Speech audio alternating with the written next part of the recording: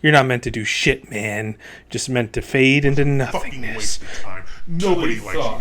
You thought she actually thought, interesting guy to talk to. You actually thought she hadn't felt a connection with you. You thought you were going to succeed. No, you're not going to succeed. Why do you even bother with You thought just to lose? that what you're doing is worth more than absolutely. You're an understood idiot. No. You are going anywhere, my fuck. You don't even know how to formulate success or anything. Incapable of anything. You have no personality. Why When I was 10 years old, man. I knew why even fucking try? When I was a baby in a diaper, I knew how to do that shit. But you a grown man, don't know how to do that shit. Fuck off, man. I'm done listening to you assholes in my head. Why don't you guys piss off? This is my life, and I believe in myself, and I'm going to be happy with myself as I am now. And nobody can take that away from me, not even you voices in my head. If you have these voices in your head, tell them to shut up.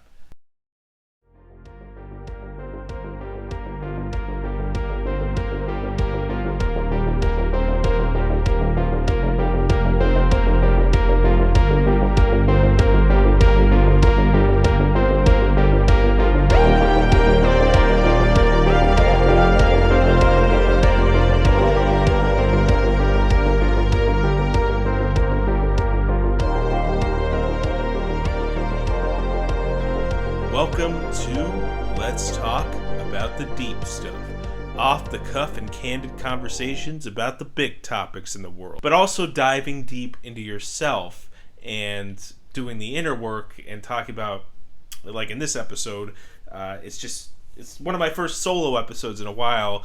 I'm talking about changing your conception of yourself. Like if you have a negative self-image or you are doing a lot of negative self-talk inside, which I was demonstrating in that skit, those are the thoughts that are often in my head a lot. And I feel like it becomes a vicious cycle and they kind of reinforce negative outcomes for me and kind of hold me back from getting the things I want in life or achieving what I want in life and just being happy with myself. Because another thing I want to point out is that I feel like a lot of success and people's ideas of success is based on, it's coming from a place of lack, right? You're not good enough because you don't have this dream job. You're not good enough because you're not making this amount of money. You're not good enough because you don't have this ideal partner and you're unworthy of love or you're unworthy of success. And the problem with that is that if you aren't happy with yourself to begin with, you're not going to be happy when you receive it. I think the key is to just be happy with yourself as you are now, first of all. And I think that a lot of that comes from talking to yourself in a way that's more positive and more empathetic, like you would talk to a friend. Like, you have friends that are imperfect, do things that are pretty stupid sometimes. Maybe they fail at things, maybe they have negative experiences, or they try to do something and it doesn't work out the way they want. But do you talk to them the way you talk to yourself? No. And if you did have a friend that talked to you that way, I'm pretty sure you'd cut them out of your life, right? If you had any self-respect. What I'm learning is just come from this abundant mindset that, like, focus on what I'm grateful for, what I have. And I think putting the focus onto that rather than I did this and that and this and that, I fucked this up, I messed this up, I did this, blah, blah, blah, that doesn't do me any good, you know? Because that happened. Whatever mistakes I made in the past happened. I am where I am now. I have to accept that and I have to move forward. I also think that our society doesn't really push for actual happiness or feeling fulfilled in life. And I don't like this idea that success is showing other people you're better than them. And reversely, it also creates people who are resentful if you have any kind of success because they feel bitter And I think that is a bit toxic, and it creates...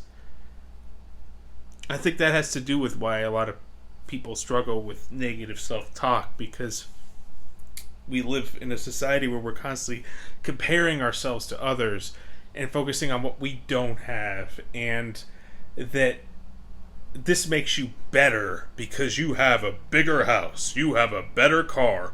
I don't think that's what success is. I think success is you left something behind that made other people's lives better. That you lived life the way you wanted to. That you brought value to other people's lives.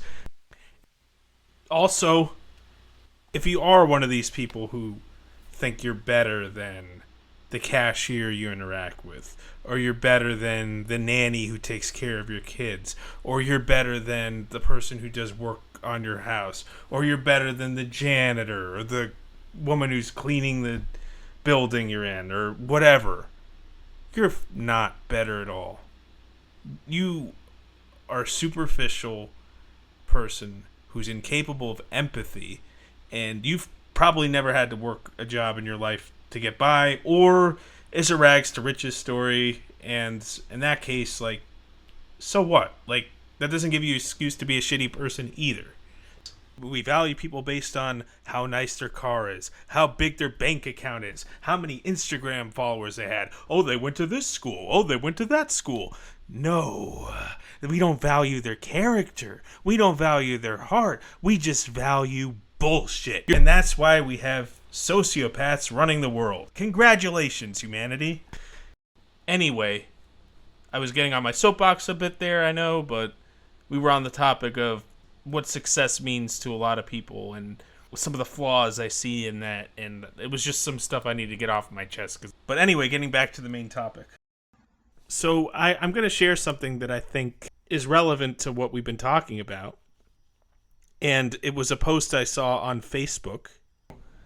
The quote wasn't attributed to anybody specifically, but it says, "A satisfied life is better than a successful life, because our success is measured by others, but our satisfaction is measured by our own soul, mind, and heart." And I'm going to give a good example of that. There's this rapper that I'm a fan of, Immortal Technique. He is making a comfortable living off of his music. He's not the top of the charts. He's not the number one rapper. And I think a lot of that is he's talking about real things going on. Like, his lyrics are very conscious, I guess. He's one of those conscious rappers, I guess I'd say. He goes into some personal stuff too, but he's not following what the popular trend is. And he's not just looking to be the number one in the charts. When an artist is looking to just be number one in the charts, they're not really looking to do like genuine self-expression. It's more, I need this validation from other people, and they can act all confident and narcissistic about it, but I think there's an insecurity in that they're not enough, so they need this validation by being the number one. Then that goes back to what I was saying, like how success in our society is just basically based off having validation from other people. And there's also Run the Jewels, who's another group that's kind of doing their own thing. I know they are pretty popular, and there are a lot of people who've heard of them, but they're not as popular as like Lil Wayne or somebody like that. But they're still making a living doing music, doing hip-hop music the way they want to. So they're living a satisfied life, and they are successful. But they don't need mass validation. They don't need to be the number one on the chart to feel successful. And that's more real. I think that's a more fulfilling life, is that kind of success, where you're successful by being real, being who you are, and doing what you're passionate about, and finding other people who share that passion, finding other people who your message resonates with them. And I think another thing is that people don't, another way to just be content with yourself is to enjoy your journey. Enjoy your unique journey. I did a whole other episode about not comparing yourself to other people. But I think if you view your imperfections and your flaws and things you need to work on, and maybe mistakes, or maybe struggles you've had to overcome, or other things like that, is like a part of you that maybe you want to change certain things, but that's you too, and you like own it, and you're just like, yeah, I have this flaw. Like, I'll give a mild one. Sometimes I'm kind of awkward, or I don't exactly know how to start a conversation if I'm in a crowd. But okay, so maybe that's a flaw I'm working on, but because of that, it's helping me be on this path of being a better communicator, putting myself out there more, and also being empathetic more towards people and trying to understand them, or seeing if somebody else is feeling a similar way. But I think that people fall into two extremes. Like, they're like, oh, everything I do is terrible. I'm the worst. Or they become narcissistic and they're like, I can't look at any of my flaws. Like, I'm always right. But I think the middle ground is the way to like the long-lasting happiness. The middle ground of, these are my strengths. These are the things I need to work on. But I'm happy with who I am. And sure, I can be better than I am now. And it's inspiring to me. I would hope like I could be better than I am now. Like, a lot of people say you're okay as you are, and that's good.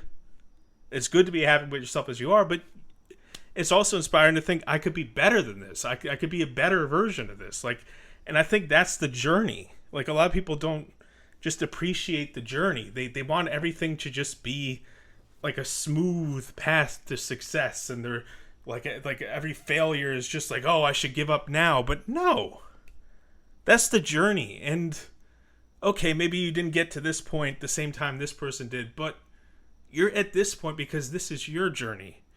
So where do you go from here? And I think that your imperfections and your flaws build your character too. I think they make you more empathetic. If we were just these perfect people, like, you look at mythology, like the Greek gods and everything, they were supposed to be perfect beings. They were pretty much sociopaths, right? Like, they were just like killing people, and like Zeus was pretty much a sadist. He was killing people all the time. And then Hera, his wife, she like tried to kill the children, or killed some of the children of women that he went around with, like he fooled around with on the side of her. Like, it's kind of, spirituality talks about that a lot, like how the Buddha finally found enlightenment when he gave up all his possessions and he was aware of suffering. And I don't think you grow or by just being happy and like comfortable all the time, or never knowing anybody who's suffered, or never being around anyone who's struggled. I don't think that builds character. I don't think that makes you compassionate. So I'm going to give kind of a comical example. The Brady Bunch, okay? Marsha Brady, right? She thinks she's so perfect. She's like, oh, my hair like is so perfect, and I'm so much better than you, Jan. And she's so, like, she's never had anything bad happen to her besides a ball being thrown at her nose. And that's why I think she has like no compassion for her sister, right? She's like, imagine how Jan would feel when she's grown up, that her sister's saying all these stuff to her, like putting her down. But Jan is going to grow up to be a more compassionate person. Jan is going to grow up to have a stronger character than Marsha.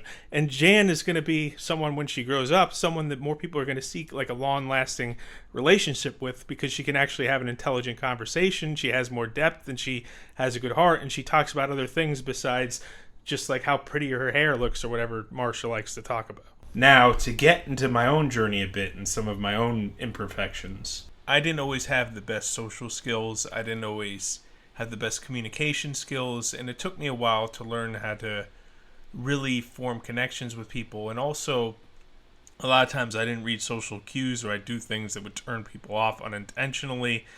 But I think since I kind of had to learn that stuff and it didn't come naturally to me. That kind of got me on the path of like doing this podcast and a lot of the things I'm passionate about.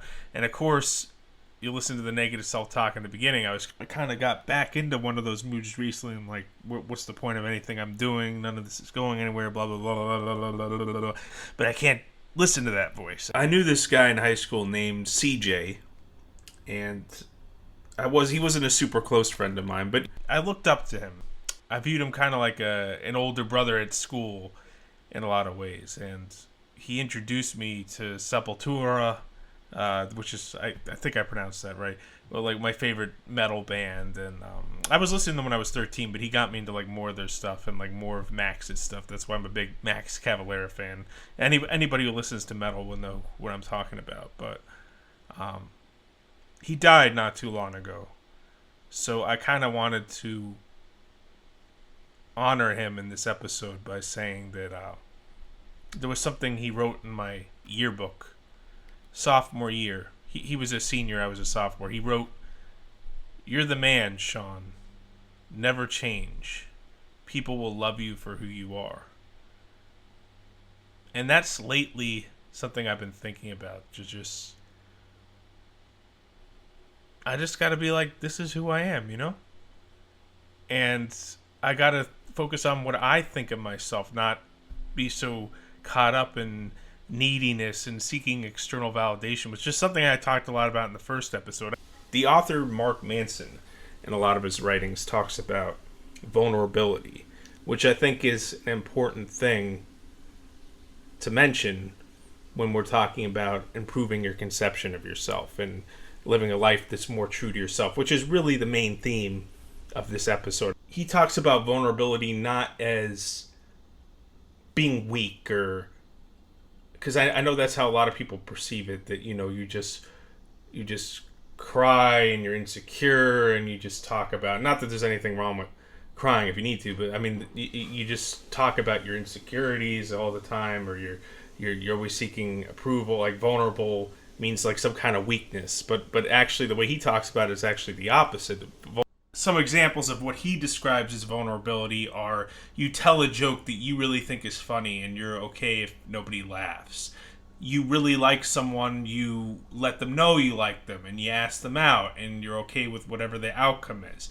And he also talks about how being aware of your flaws can be a strength too. And that's something, you know, that's obviously what I was talking about earlier, that, you know, I think he gave an example. There's the guy with a bad temper, but he knows he has a bad temper and he knows it's something he needs to work on. The fact that he is aware of that makes him more likable. And he also talks about not being afraid to be polarizing, not being afraid to say an opinion of yours that's controversial, and not just choosing safe conversation topics all the time. That the way you really connect is through vulnerability. That's when you are okay with being who you are and are unattached to whatever people's responses to that. That's when you truly form connections. And I think that's part of why I struggled when I was younger making connections, because I was afraid to put myself out there a lot. And of course, when I was younger, I put myself out there, but not in the right way. I would kind of do behaviors that draw negative attention to myself. But I learned since then. And then I kind of went in my adulthood, like early adulthood, into a phase where I was kind of not expressing myself or putting myself out there at all. And it was just something I had to work on, just developing my self-confidence more, because I felt like, and part of it was that I felt like when I was younger, I was too much the opposite, and then now I didn't want to be like that anymore. I wanted to get along better, so now I have to kind of hide who I am, because if I don't hide who I am, people won't like some of my quirks or my eccentricities. But then eventually I learned the balance of relating to people, empathizing with them, and caring about them, but still letting out my quirkiness and my eccentricities and who I am and my personality, and then forming connections through that. And also, when I used to behave in ways in high school, middle school, elementary school that would kind of alienate some people, like I'd call out in class or be disruptive, that wasn't coming from a place of confidence either. It was coming from I'm boring as I am. I need to do this to otherwise nobody's gonna pay attention to me. Or I also just didn't know how to relate, especially with adolescence. I feel like I kind of fell behind a lot of my peers. Like I didn't know how to relate in the adolescent world. I didn't understand it. It didn't make sense to me. And the way I coped with that was kind of just acting out, and because I didn't know how to relate to people. So that wasn't coming from a confident place either. That wasn't coming from a content place either. Even though I was like, oh, I don't care what people think, I'll just be weird and blah, blah, blah. It was that was coming from an insecure place too. I was just as insecure then as when I wasn't putting myself out there at all a little later on. And now I'm finally just about where I need to be. Like I have a pretty strong sense of myself now. And it took me a while, but I'm there. And it's good to go out and put yourself out there. And it's good to look for connections with other people or to write down your goals, what you want in life. But I also think just having some time to yourself and enjoying your own company, doing nothing really, not even doing anything productive, but just enjoying your own company, playing video games or, I don't know, working out or just relaxing and just enjoying your own company, watching a movie or whatever, like whatever you could do, whatever solitary activity, if you can enjoy that and you can be 100% content and happy doing that, then you can go out and meet people. Then you can work on your goals, but it won't be coming from this place of I'm not enough. It won't be coming from FOMO, like, oh, I see all these people doing things on Instagram, so I gotta go out and meet people because I'm not enough as I am. And then when you go out there, it's like, oh, I don't have anything interesting to say, but oh, I want to connect. I want to connect because I'm so boring and I need to have connections to be interesting. Oh, I'm working on this goals because, you know, I'm nobody with nothing to offer. You know, I gotta be this famous actor. I gotta do this because I'm nothing without it. I gotta have this good job, otherwise I'm a loser. But if it's like, I'm good as I am, man, like I'm all good, and then you go into, I'm awesome, my life is awesome, but it'll be even more awesome if I get this awesome job. Or I'm so awesome, I'm gonna go out and meet new people tonight because I know I can bring a lot of happiness to their life. I know I can make them laugh. And also being interested in them and what they have to offer and what other people's stories are and learning about them. And that helps build your empathy. That helps build your character if you're interested in what someone who's lived a life totally different from you has to say. And then you're not coming from this, I am so empty, I just need to connect with people and I want people to like me. You're off of yourself. You're not focusing on yourself. You're focusing on them and what you want to learn about them and who this person is. I mean, could you help them feel more secure? Are they feeling insecure? Or what is it you like about them? And then that then you're not as self-conscious or in your head, and then and then people respond to that positively, like, oh, this person's actually interested in what I have to say. They're not just here to hear themselves talk. Says the guy who's making a whole episode of just himself talking. And that relates to the next point I want to bring up, is how the way you see yourself often is how other people will see you. That the assumptions you make about yourself and your abilities and how things are going to go usually affects the outcome. And I don't think it's because it's some kind of magical power that the thoughts have. I think it's just that if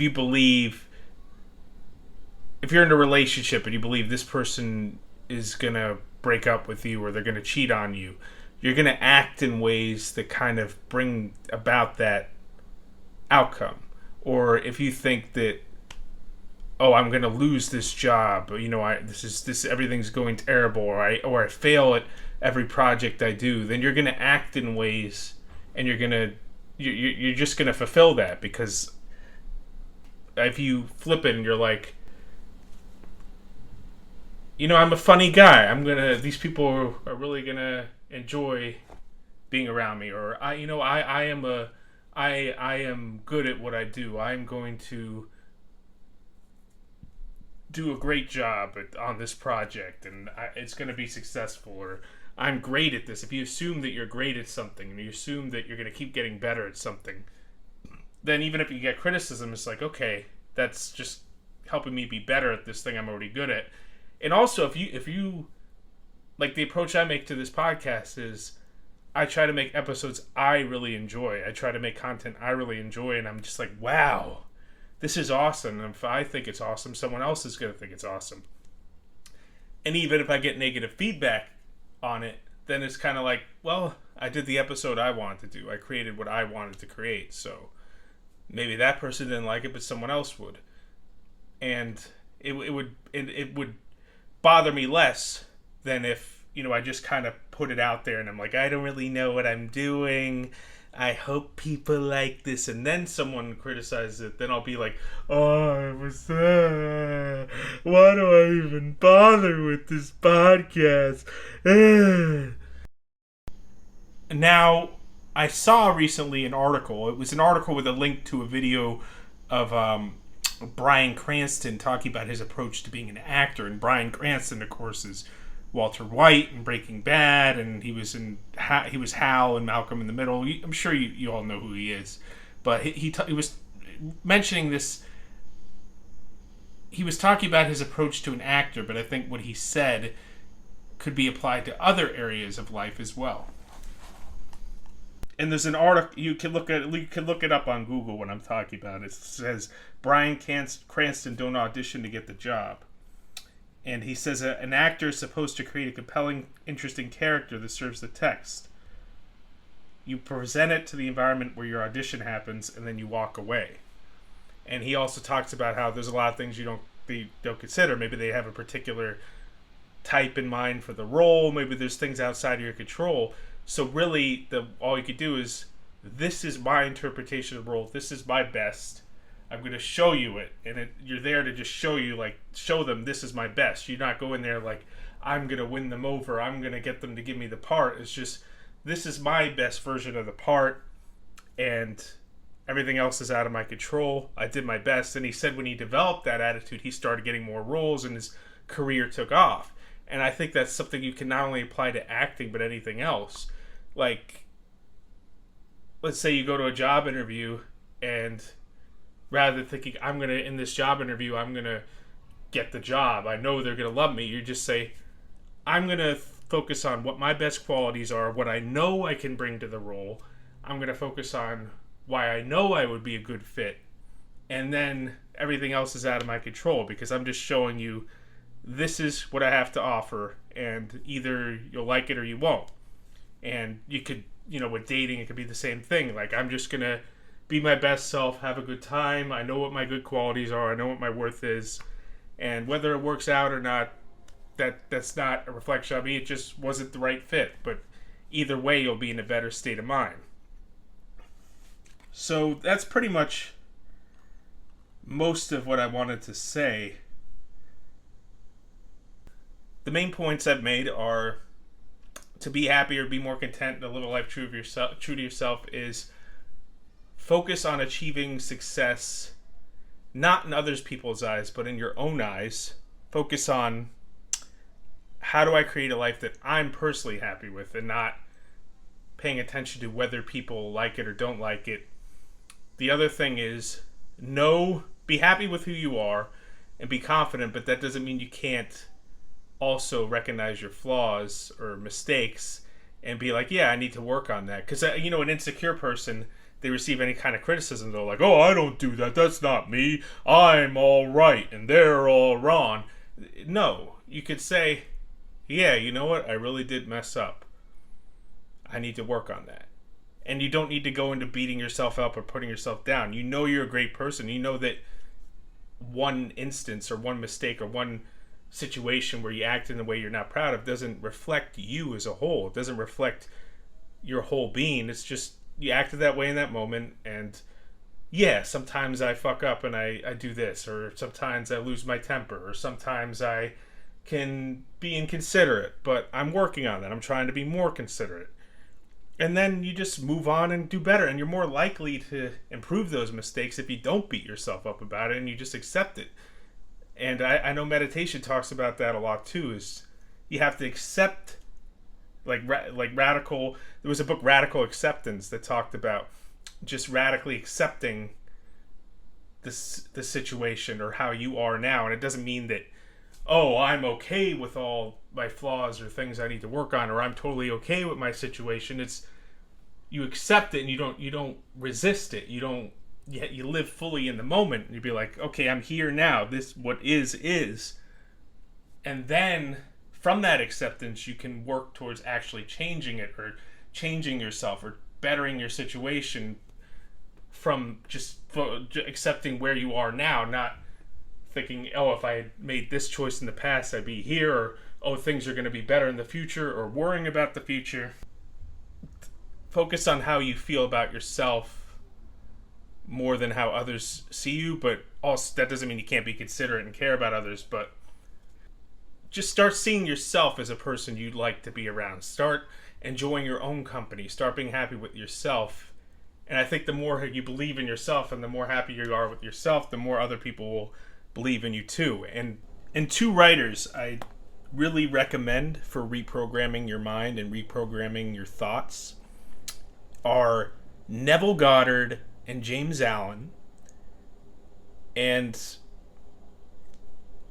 with all due respect and rest in peace, they're both dead, so they're not paying me to say this. Like, I genuinely did get a lot of help from their writings and Neville Goddard's lectures. I find like a mix of their teachings and Alan Watts' teachings has been the best for me.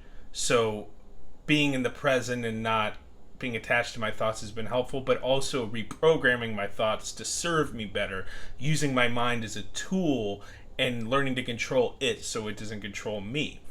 And As a Man Thinketh by James Allen has been and some of his other writing, actually I've looked into his other writing too, it's been immensely helpful for me. And that it all starts within your inner world, and getting your inner world in order will help everything else fall into place. You'll start seeing yourself become the person you want to be.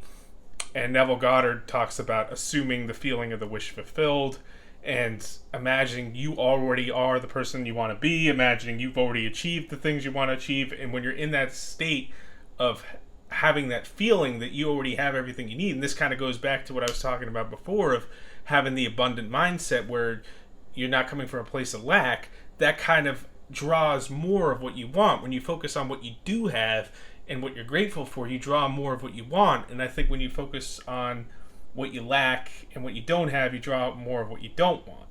I've read a lot about a lot of the different religions, and my conclusion is that God or the divine is a symbol of something within us, that power we have within us that we don't always recognize. And I think that the Buddha and Jesus were talking about something very similar, like how Jesus said the kingdom of heaven's within you, and Buddha talked about the Dharma within.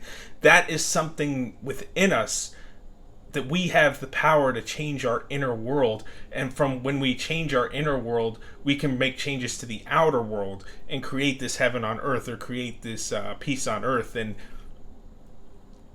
we have to recognize that, our higher self. We have to. And I think that's why you see a lot of contentment with people who are religious.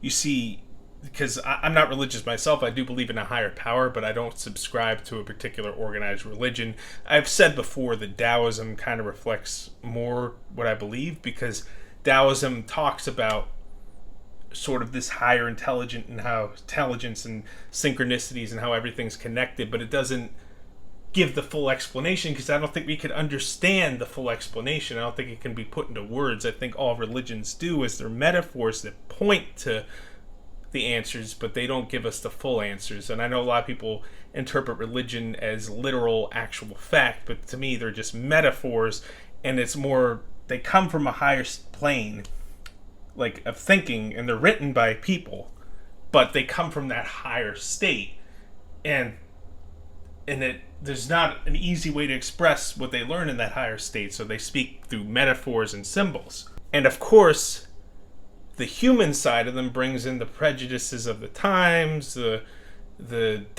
outdated beliefs, and unfortunately then people who are religious, they then think that God is saying all these outdated ideas and beliefs. And I know what I'm saying is controversial right now and will polarize, but like I said, sometimes you have to be okay with being controversial. I'm not saying this to offend anybody, or because like some of the people I respect the most in my life and some of my closest friends are religious. So this isn't putting down religious people at all. This is just my own personal take on it. So everybody can have their own views, but I think even if you aren't religious, it's good to have some kind of spiritual practice in your life. Even if you're an atheist, like, I think it's good to have something to hold on to that's consistent and this within you.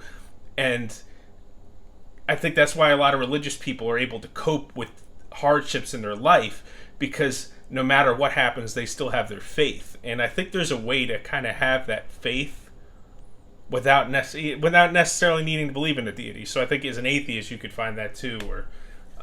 But that's being whole and complete in yourself. And I think that's what a lot of religions are talking about. And I think that is the key to creating the life you want, becoming the person you want to be. If you assume that you're already the person you wish to be, and that you already have everything you have, then you're going to start naturally taking actions that will fulfill that. So start focusing on who you want to be and start aligning with what you feel. Start aligning your thoughts and feelings with what you want, who you want to be, not focusing on your lack or what you don't like about yourself or constantly beating yourself up about your mistakes. Focus on how you want to act better in the future and where you want to go forward. But also at the same time, remember to embrace your imperfections. Like I said, your imperfections and your flaws build your character. And also, you don't want to compare yourself to other people or try to be more like this person or that person. I remember there was a quote from Freddie Mercury that said something along the lines of, there'll always be someone better looking than you, there'll always be someone who's smarter than you or whatever it is, but there's only one you. So like, embrace your uniqueness, embrace your own unique gift to give, your own unique essence, and own that shit. But it doesn't mean you can't improve or be a better version of that, but compare yourself to who you used to be, not who someone else is. And don't try to be someone else, just try to be a better version of you. And I think that about covers everything I was going to say. And hopefully you found some of this useful. There will be more episodes of Let's Talk About the Deep Stuff in the future, so just stay tuned. I should be recording some new shows with my co-host Harrison too, but I know he's been busy with a lot of things, and I have some other interviews planned too, and we have some interesting topics we want to get to. I kind of want to switch it up because I know that we've been kind of covering a lot of the similar topics now, like mental health or other related topics, but I kind of want to branch out a bit. Like I originally wanted to do is like have a wide range of perspectives on this show, or maybe opinions that aren't often heard in the mainstream media and things like that. But I've been doing a lot of inner work lately, and I'm not saying this to be some kind of guru, like one of these dumbass bro-losophers on YouTube or whatever. I'm just going through my own journey now. I've had some ups and downs. I've had times where I've been down on myself and thought that I can't achieve the things I want to achieve, or and other things like that. And this is kind of things that have been helping me. So I'm not saying this to be like, I am the guru and you listen to me and blah blah blah. No, I'm just saying things that have helped me, and hopefully they help you too. That's about it for this episode. If you want to keep updated with future episodes, I'm on Spotify or wherever you get your podcasts, and we'll catch you on the next episode.